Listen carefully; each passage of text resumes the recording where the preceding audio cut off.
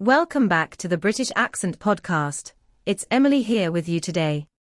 And if you've ever had one of those days where your to-do list is longer than your patience, and English feels like the last thing you can possibly focus on, this episode is for you.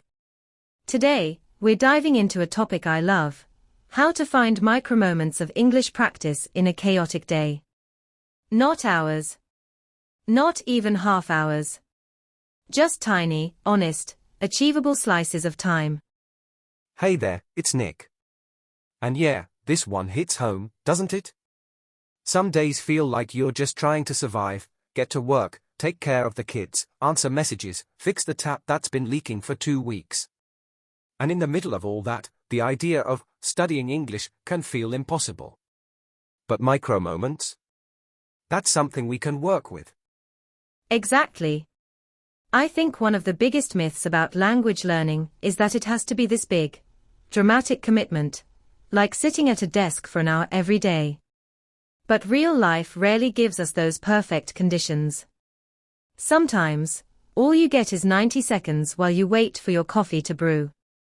And the thing is, those 90 seconds still matter. They are still time. Still input. Still effort. And when they happen consistently, they build up.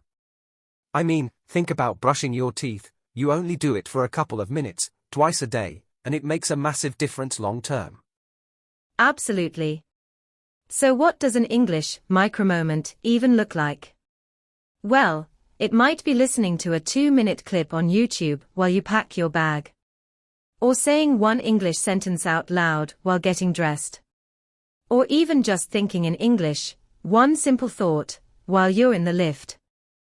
I like to challenge myself when I walk to the shop. I'll choose one object I see and think, how would I describe that in English? Like, that tree has thick branches, or, that woman's coat is bright orange. Doesn't take long. But it's a moment. And it makes my brain shift into English gear.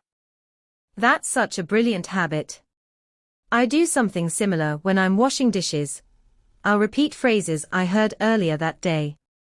Or I'll narrate what I'm doing in my head, like now I'm rinsing the pan, now I'm drying the cup.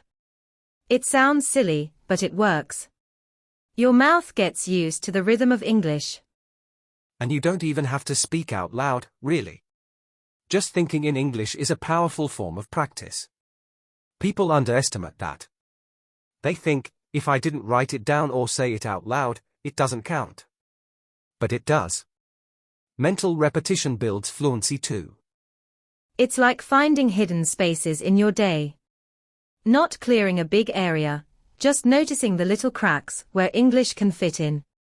Between messages. During a bus ride.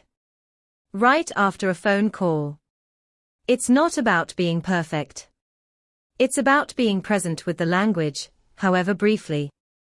And honestly, when life is chaotic, we need those tiny wins. Sometimes doing something small is what stops us from doing nothing at all. Like, you could be scrolling social media and see a short English quote. If you pause and read it slowly, try to understand it deeply, maybe even repeat it, that's a win. Yes. I had one yesterday, actually. I saw this quote that said, "Don't let a bad day make you feel like you have a bad life."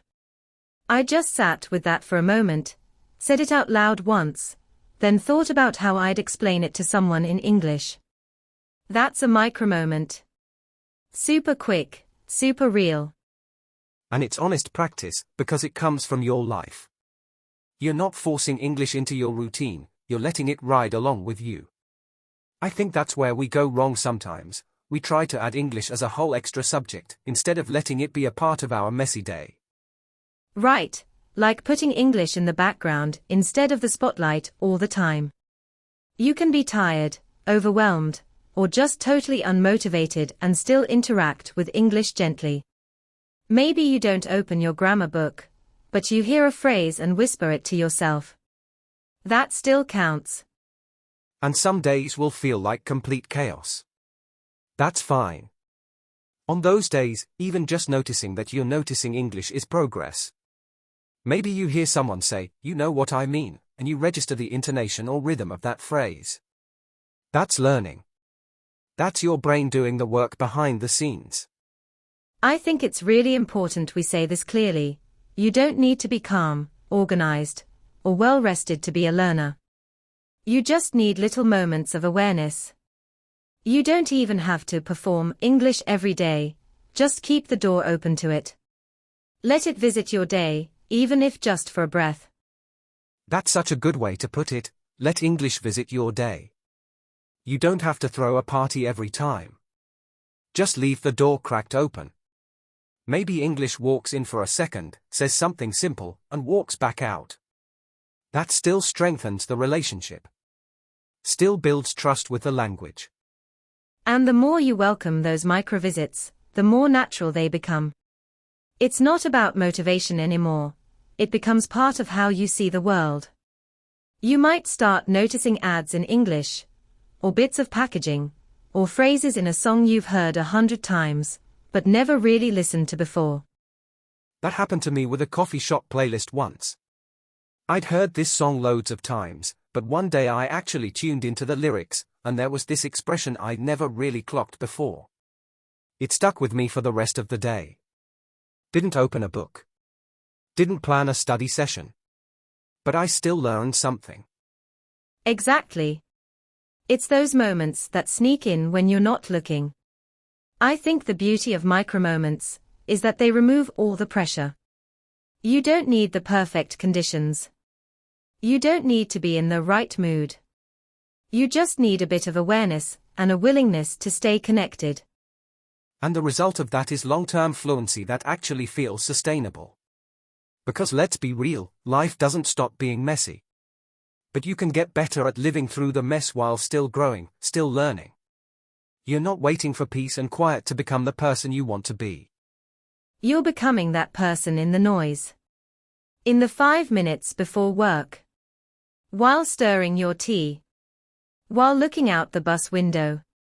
All those little things add up. If you're out there thinking, I didn't do enough today, I promise you, you probably did more than you think. Those micro moments do count. And honestly, they might count more than the big, structured sessions sometimes.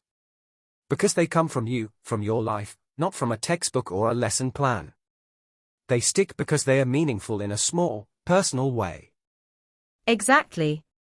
And if you're someone who constantly feels guilty for not doing enough, maybe it's time to stop measuring your progress by how many hours you study. Maybe start noticing how often you think in English, or pause to repeat a word, or even smile at a phrase you finally understand. That smile? That's real progress. It means your brain is starting to accept English as part of its natural environment. Like a second language isn't some outside visitor, it's becoming a local. I love that image. And maybe we should even rename practice in our minds. Instead of saying, I have to practice English, maybe say, I'm inviting English into this moment. Because practice doesn't have to feel like pressure. It can feel like presence. Right.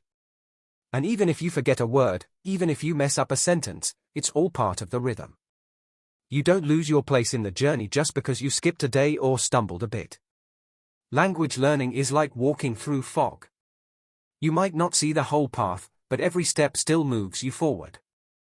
So to anyone listening, feeling overwhelmed or busy or unsure if they are doing enough, just know this, your small moments matter. Your effort, even when scattered, even when soft, is still powerful. English will meet you where you are. You don't have to go chasing it. Just stay open. Stay curious. And keep walking. And sometimes, that curiosity is all you need. Not a full lesson, not a grammar breakdown, just a question in your head like, why do they say it that way? Or, what does that word actually mean in this context? Those are the moments that build fluency without fanfare. Yes. Curiosity turns passive exposure into active learning. It's the difference between just hearing English and actually noticing it. And when you start noticing, even while washing dishes or brushing your teeth, your brain starts doing some of the heavy lifting in the background. And don't underestimate how much your brain can do without you even trying that hard. Like when a phrase comes back to you while you're walking, or you suddenly realize you're thinking in English for a second, that's progress you didn't schedule, but it still counts. It's wild how real that is. I remember walking through the supermarket once, just casually going over phrases in my head like, "Where's the dairy section?" or "How much does this cost?" It wasn't planned, but it was practice. I was just living, and English came along for the ride. That's the ultimate goal, really. Making English part of your everyday rhythm, not something that needs a separate time slot. So that when life gets chaotic, you're still moving forward without needing everything to be perfect. It's about finding your own pace, whether that's in full conversations, or just one word whispered to yourself while tying your shoes. It all matters. It all adds up. And maybe that's the shift we all need, to stop waiting for the perfect time to study, and instead start welcoming English into the life we already have. Messy, noisy, unpredictable, but real. And that's where the learning becomes real, too. Absolutely. Because when English grows in the middle of your normal life, between phone calls, during your commute, or while your kids are watching cartoons, that's when it becomes part of you. Not something you borrow for an hour, but something you carry all day. And we all have those 5 seconds where we pause and think in our first language. Try filling those moments with English instead. Doesn't have to be deep, just, "It's raining," or "I'm tired today." You're still training your brain. Still showing up. It's also okay if you don't feel like you're making huge leaps. Growth isn't always visible. Sometimes it's quiet. Sometimes it's just staying connected to the language, even when your motivation feels low. That's resilience, and it counts for a lot. Yeah, and the cool thing is, once you start recognizing these micro moments, they multiply. You'll see more and more of them throughout your day. You'll realize English is everywhere, even in a life that feels completely full. You just have to give yourself permission to use those little windows. They don't have to be polished. They don't have to be impressive. They just have to be real. And when they're real, they'll take you somewhere real, too. So if today's been chaotic, if your to-do list is longer than your study time, don't stress it. You're still in this. Every little English moment counts, even the ones no one else sees. You don't need hours. You don't need quiet. You just need those small sparks of intention, because they build something bigger over time. You're doing more than you think. Thanks for spending part of your day with us, even if you're multitasking while listening.